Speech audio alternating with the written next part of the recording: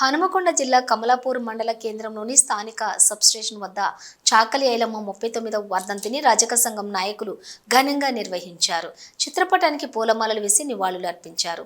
ఈ సందర్భంగా మాట్లాడుతూ నాడు రజాకార్ల పాలనలో స్త్రీలకు వెట్టి చాకిరి నుంచి విముక్తి కల్పించిన స్త్రీమూర్తి చాకలి ఐలమ్మ అని కొనియాడారు. భూమి కోసం, భక్తి కోసం పోరాటం చేసిన వీర వనిత అని అన్నారు.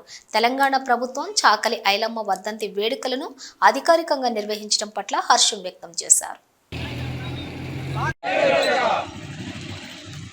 ఈరోజు రజక ఐలమ్మ వర్ధంతి సందర్భంగా ప్రతి గ్రామం నుంచి వచ్చి పెద్ద ఎత్తున ఈ యొక్క వర్ధంతి జరుపుకోవడం జరుగుతుంది. మాకు దీని సందర్భంగా గవర్నమెంట్ కూడా అధికారికంగా చేయాలని చెప్పి చేస్తున్నారు. అది కూడా సంతోషం.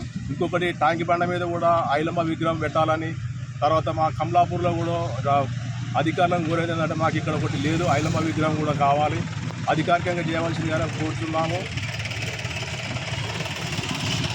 పాత్ర పోషించిన చాకలి ఐలమ్మ ఆమె యొక్క స్ఫూర్తితోని పేద ప్రజలకు 1,00,000 ఎకరాల భూమి పంచిన ఘనత ఆమెకుంది. ఆమె యొక్క స్ఫూర్తిని తీసుకొని మేము కూడా అదే విధంగా కొనసాగుదామని కోరుతున్నాము.